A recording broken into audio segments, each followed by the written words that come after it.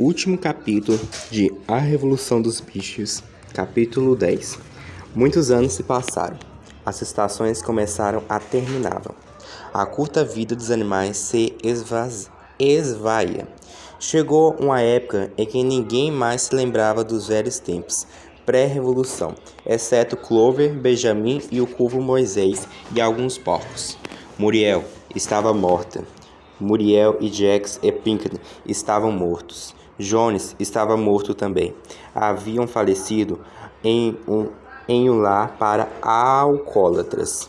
Em outra parte do cômodo, Sherman foi esquecido.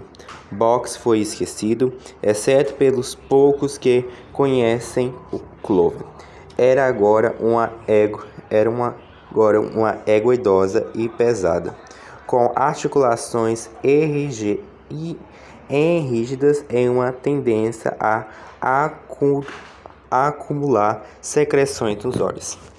Tinha 2 anos além da idade da aposentadoria, mas a verdade é que nenhum bicho jamais deveria ser aposentado.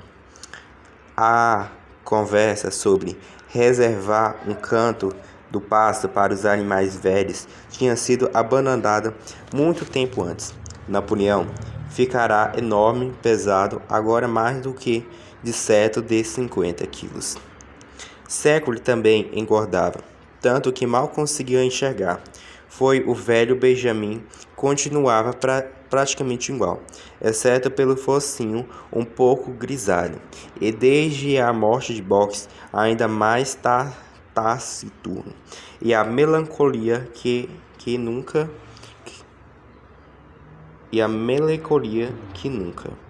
Havia muito mais criaturas na fazenda agora. Embora o aumento não fosse tão grande quanto tinham esperado, mas muitos animais nascidos ali, a revolução era apenas uma tradição meio apagada, passada de boca em boca, e os que foram comprados nunca tinham ouvido falar de a revolução, nenhuma antes da chegada lá. A fazenda tinha agora 3 cavalos. Além do Clover, eram belas bestas de carga, trabalhadores dedicados e bons camaradas, mas muitos estúpidos. Nenhum deles foi capaz de aprender o alfabeto além da letra B. Aceitavam tudo o que lhes era dito sobre a revolução e os princípios do animalismo, especialmente quando alguém falava que era Clover, que nutria um respeito quase filial, mas era duvidoso se entendia muito bem aquilo. A fazenda era próspera e bem organizada. Tinha até sido aumentada em 2 campos comprados do Sr. Picklidon. O motivo fora completado com sucesso. Finalmente lhe fazia companhia uma debulhada e uma empilhadeira de feno. Diversas novas edificações foram acrescentadas. Eglin comprou charrete. O moinho, porém, acabou não sendo usado para a geração da energia elétrica. Era usada para moer milho e dava muito lucro. Os bichos trabalhavam duro para construir um segundo moinho. Quando esse estivesse pronto, disseram. Então os dinamos seriam instalados. Mas a comunidade que o Shover os tinha ensinado a sonhar como baias com luz elétricas e água fria e quente e a jornada de 3 dias de trabalho por semana já nem eram mencionadas. Napoleão tinha denunciado aquela ideia como contrária ao espírito do animalismo. A verdadeira felicidade, ele diz, estava no trabalho árduo e na vida frugal. De alguma forma, parecia que a fazenda havia enriquecido, sem, no entanto, tornar mais ricos os animais, exceto, claro, os porcos e os cachorros. Talvez aquilo se devesse, em parte, ao fato de haver tantos porcos e cães. Não que essas criaturas não trabalhassem em sua moda. Conforme Scary nunca se cansava de explicar, a supervisão e a organização da fazenda constituía um trabalho interminável. Grande parte desse trabalho era de um tipo que os outros bichos, ignorantes demais, não seriam capazes de compreender sequer. Contou a eles que os porcos gastavam horas e horas, todos os dias, elaborando coisas misteriosas chamadas arquivos, relatório, minutas, memorandos. Eram grandes pedaços de papel que precisavam ser totalmente preenchidos com escrita. E assim que ficaram completos, eram queimados na fornalha. Essas atividades eram da máxima importância para o bem-estar da fazenda. Sheckley dizia, mesmo assim, nem todos nem cães produziram comida nenhuma por um próprio esforço. E eles eram muitos e tinham sempre muito apetite. Quando aos demais a vida, até onde eles sabiam, seguiam conforme sempre tinham sido. Viviam praticamente famintos, dormiam sobre palha, tomavam água na açude, lacravam os campos no inverno e eram incomodados pelo frio. No verão, pelas moscas. De vez em quando, os mais velhos vasculhavam em que restava em suas lembranças, temendo determinar seus primeiros dias depois da evolução. Quando a expulsão de Jones ainda era recente, as coisas tinham sido melhores ou piores do que eram agora. Eles não conseguiam recordar.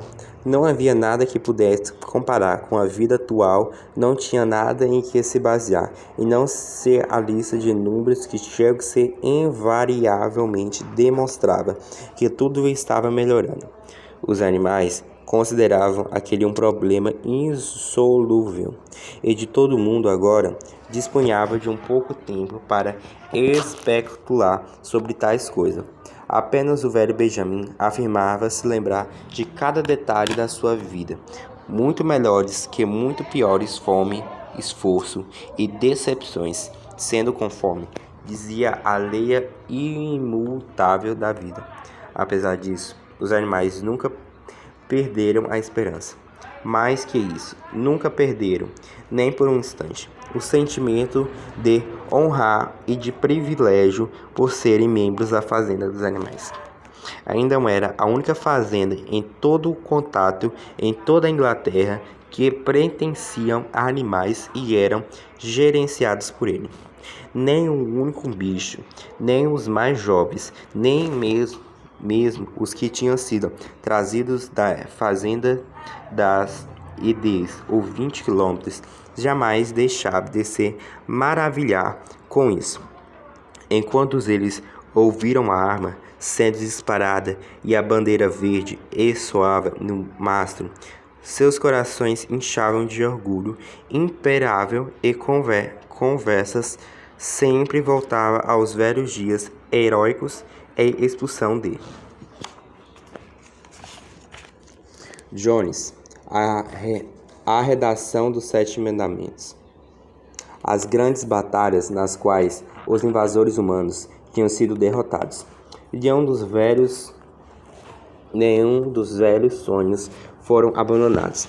A República dos Animais que Major previra, na qual os verdes campos da Inglaterra não seriam tocados por pés humanos, ainda era levado a sério.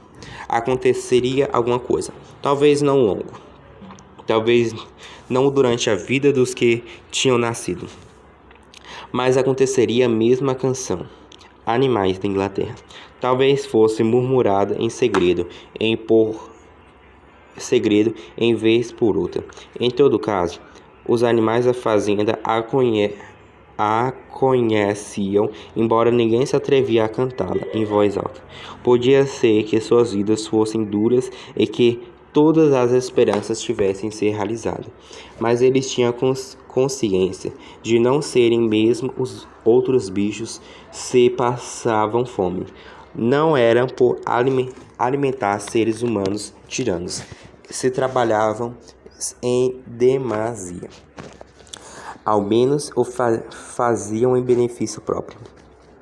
Nenhuma criatura entre eles estavam em duas pernas. Nenhuma criatura chamava nenhuma outra criatura de Senhor.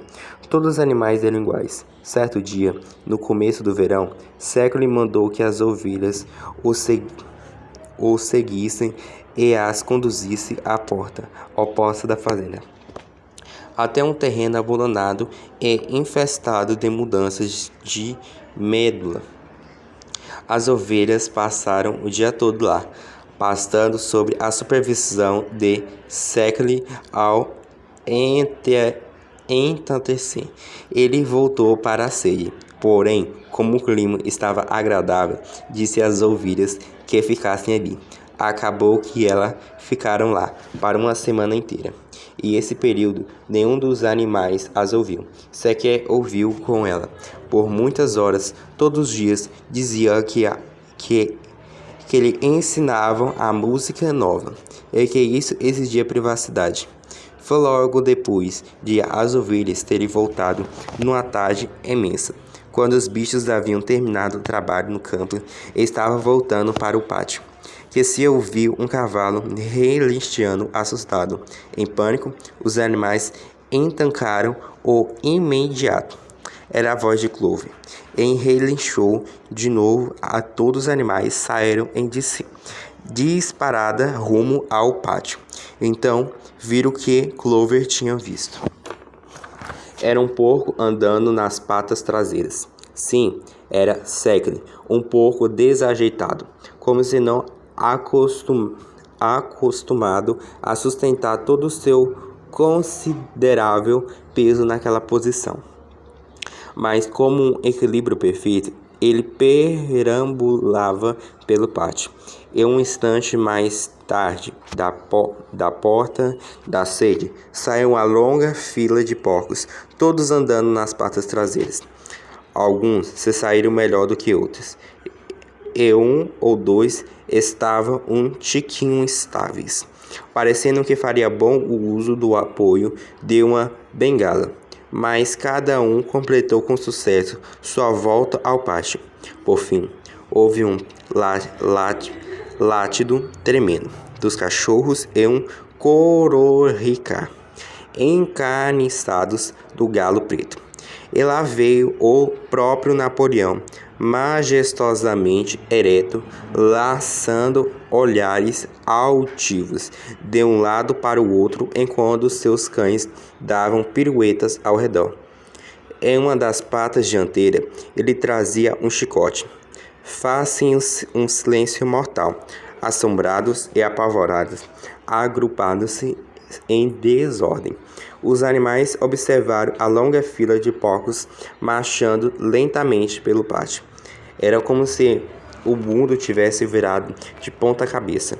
Depois chegou o momento em que o primeiro choque havia passado e, apenas de tudo, apesar da paura que tinha dos cães, apesar do hábito desenvolvido ao longo de muitos anos de jamais reclamar nem criticar, independentemente do que acontecesse, chegou o momento em que eles poderiam ter murmurado uma palavrinha de protesto.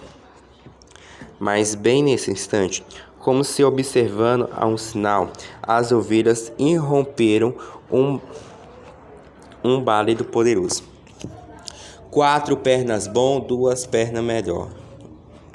4 pernas bom, 2 pernas melhor. 4 pernas bom, 2 pernas melhor. Aquilo continuou por 5 minutos sem parar. Enquanto as ovelhas por fim se calaram, a oportunidade de verbalizar algum protesto tinha passado por os porcos, haviam marchado de volta para a sede. Benjamin sentiu um focinho se esfregando ao seu ombro. Ele girou a cabeça, era Clover. Seus velhos olhos pareciam mais opacos do que nunca. Sem nada dizer, ele o puxou de leve pela crina e levou até a parede traseira do celeiro, onde estavam escritos os 7 mandamentos. Por um minuto, os dois eles ficaram imóveis em frente à parede preta com com o letro branco. Tinha a vista falhada e disse, por fim, mesmo quando era jovem, eu não conseguia ler o que estava escrito aí, mas agora me parece que a parede está diferente. Os 7 mandamentos são os mesmos de antes, Benjamin? Pela primeira vez, Benjamin concordou em quebrar sua regra e leu para ela em voz alta o que estava escrito. Agora não havia na parede nada além de um único mandamento. Ele dizia: todos os animais são iguais, mas alguns animais são mais iguais do que outros. Depois disso, não pareceu estranho que, no dia seguinte, os porcos que supervisionavam o trabalho da fazenda levassem todos um chicote. Não pareceu estranho saber que os porcos haviam comprado um equipamento sem fio para si próprios e planejavam instalar um telefone e tinham feito a assinatura da revista Outram e Fofocas Picantes de Trombidon. Não pareceu estranho quando Napoleão foi visto passeando pelo Jardim da Sede com um cachimbo na boca, e ninguém protestou, nem mesmo quando os porcos tiraram dos armários as roupas do Sr. Jones e as vestiram. Napoleão, então, surgiu de casaca preta, calças curtas e perneiras de couro, enquanto sua porca favorita usava o vestido de seda azul que a Sra. Jones costumava colocar nos domingos. Certa tarde, uma semana depois, uma boa quantidade de charretes se dirigiu à fazenda. Uma comitiva de fazendeiros vizinhos tinha sido convidados à fazenda um giro de fiscalização. Eles inspecionaram a propriedade de alto a baixo e expressaram enorme admiração por tudo o que viram, em especial o moinho. Os bichos estavam capinando o campo de nabos, trabalhando com diligência, mal levantando a cabeça do solo, sem saber se devia ter mais medo dos porcos ou dos vistes humanos. Naquela noite, altas gargalhadas e rompadas da cantoria chegaram da sede. O som de todas aquelas vozes misturadas despertou a curiosidade dos animais. O que poderia estar acontecendo lá? Agora que, pela primeira vez, bichos e seres humanos se encontravam em igualdade de condições de comum acordo, eles começaram a se aproximar o mais silenciosamente possível do Jardim da Sede. Junto ao portão, estancaram meio receosos de continuar, mas Clover os liderou para dentro e avançaram pé entre a pé até a casa, e os animais que tinham altura suficiente para isso espiaram pela janela da sala e jantaram ali ao redor de grande mesa. Estavam sentados meia dúzia de fazendeiros e meia dúzia de porcos mais eminentes, Napoleão e a cabeceira no lugar de honra. Os porcos pareciam totalmente à vontade nas respectivas cadeiras. O grupo se divertia jogando cartas, mas a partida foi interrompida naquele instante para que pudesse fazer um brinde. Um grande jarro circulou e as canecas foram reabastecidas com cerveja. Ninguém reparou nos rostos curiosos dos animais que espreitavam pela janela. O senhor Picklidon de Fox tinha se levantado e segurou a caneca. Dali a instante, ele disse: pediria ao grupo que fizesse um brinde. Antes disso, porém, diria poucas palavras que sentia tinham o dever de falar. Era motivo de grande satisfação para ele. Começou e, com certeza, para todos os demais presentes. Senti que um longo período de desconfiança e arquivos tinha agora chegado ao fim. Houvera uma época que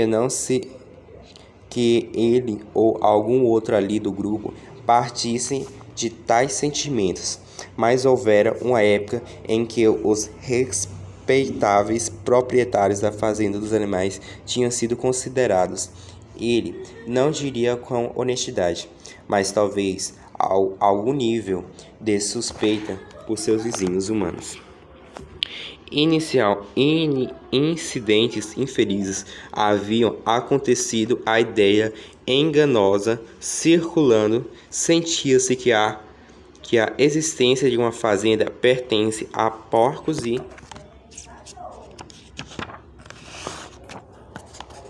admirando para eles era algum modo anormal e passivo de provocar efeitos desestabilizadores na vizinhança. Uma grande quantidade de fazendeiros havia suposto, sem a devida investigação, que tal fazenda, o espírito predominante seria de imoralizar e indisciplinar. Eles haviam se incomodado com a influência disso sobre seus animais e até mesmo sobre os empregados humanos. Mas agora, todas aquelas dúvidas tinham se dissipado. Hoje, ele e os amigos inspeccionaram cada recado da fazenda dos animais com os próprios olhos, o que viram não apenas os métodos mais atuais, mas também uma disciplina e uma ordem que deveria servir de exemplo a todos os fazendeiros. Em todos os lugares, ele acreditava estar certo ao afirmar que os bichos inferiores da fazenda dos animais executavam mais trabalho e recebiam menos comida do que quaisquer outros do contato. Na verdade, ele e os amigos visitantes tinham observado muitas características que pretendiam implementar imediatamente nas respectivas fazendas. Encerraria suas observações disso, enfatizando mais uma vez os sentimentos amigáveis que existiam e deveriam continuar existindo entre a fazenda dos animais e seus vizinhos. Entre porcos e seres humanos, dificuldades eram as mesmas. O problema do trabalho, afinal, não era idêntico em todo lugar. Nesse ponto, pareceu que o Sr. Picklidon, espirituosa, cuidadosamente planejava. Mas por um instante ficou tão dominado pela diversão antecipada que não conseguiu pronunciá-las. Depois de muito risco, engasgados, durante os quais seus múltiplos queixos ficaram roxos, ele afinal conseguiu pôr para fora. Se você tem seus bichos inferiores com quem lutar, nós temos as nossas classes baixas. A comparação provocou, surgindo por toda a mesma, e o Sr. Picklidon mais uma vez cumprimentou aos porcos pela pouca comida que forneciam, pela longa jornada que existia e pela total ausência de confortos que havia observado na fazenda dos animais. E agora, ele disse, por fim, podia ao grupo que se levantasse e tratasse de encher os copos. Cavaleiros, o Sr. Picklidon concluiu, proponho um brinde à prosperidade da fazenda dos animais. Houve aplausos estuosamente e pisadas fortes. Napoleão ficou tão satisfeito que saiu do seu lugar, circulou a mesa para bater sua caneca do Sr. Picklidon. Antes de esvaziá-la, quando os vivas diminuíram, Napoleão, que permanecerá em pé, anunciou que também tinha uma palavrinha a dizer. Como todos os discursos de Napoleão, aquele foi curto e direto ao ponto. Ele disse que também estava feliz, como fim do período de mal entendimento. Por um longo tempo, havia circulado rumores e espalhavam para alguns inimigos malignos sobre haver algo subversivo e até de revolucionário de uma aparência e na dos colegas porcos. A eles fora atribuída uma tentativa de promover uma rebelião entre os animais e as fazendas vizinhas. Nada poderia estar longe da verdade.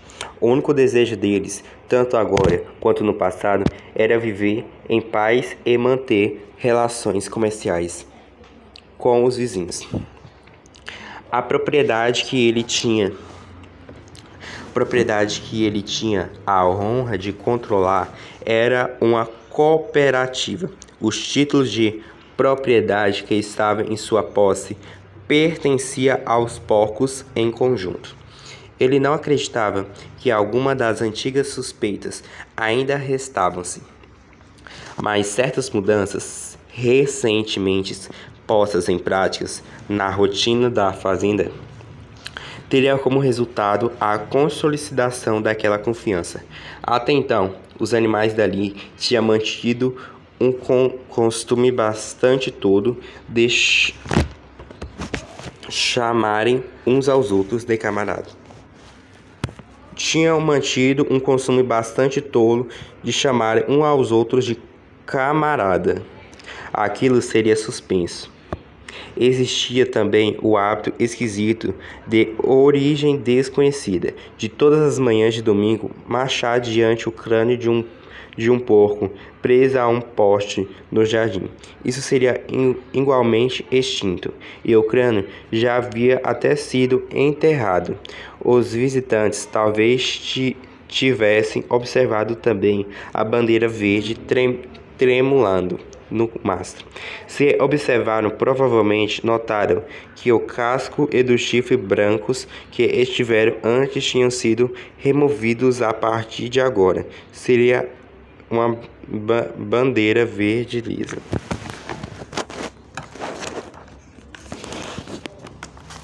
Napoleão comentou que tinha apenas uma crítica a fazer ao maravilhoso e fraterno discurso do Sr. Picklington. O vizinho se referia todo o tempo da fazenda dos animais. Ele não poderia saber, é claro, pois Napoleão, naquele instante, anunciaria que a primeira vez que o nome Fazenda Animais tinha sido abolido, dali em diante, a fazenda seria conhecida como Fazenda Solar, que ele acreditava era o nome correto e original. O cavaleiro concluiu: Napoleão propõe o mesmo brinde de antes, mas de outra forma. Encham seus copos até a borda, cavaleiros. Aqui está meu brinde. A prosperidade da Fazenda Solar. Repetiu-se a celebração calorosa diante e as canetas foram totalmente esvaziadas. Porém, enquanto os animais do lado de fora olhavam para a cena, parecia-lhe que uma coisa estranha acontecerá. Algo havia mudado na cara dos porcos. Os velhos olhos baços do Clove iam de uma cara para outra. Algumas pareciam ter 5 queixos, algumas tinham 4, algumas tinham 3, mas o que parecia estar se fundindo e mudando.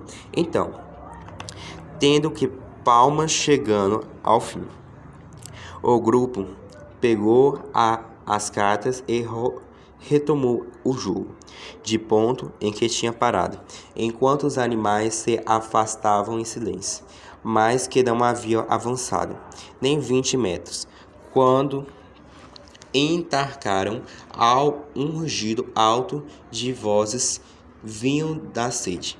Eles se apressaram de volta e espiaram pela janela de novo. Sim, havia uma briga violenta em curso. Havia gritos, socos, nos mesmos olhares de profunda desconfiança, negativos furiosos.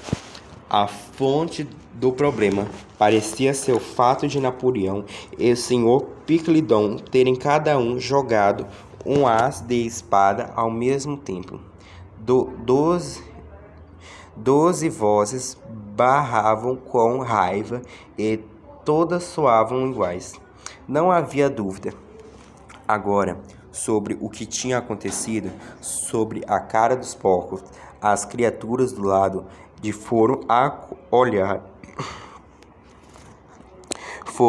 olharam de porco para homem, e de homem para porco, e de porco para homem de novo. Mas seria impossível saber qual era qual.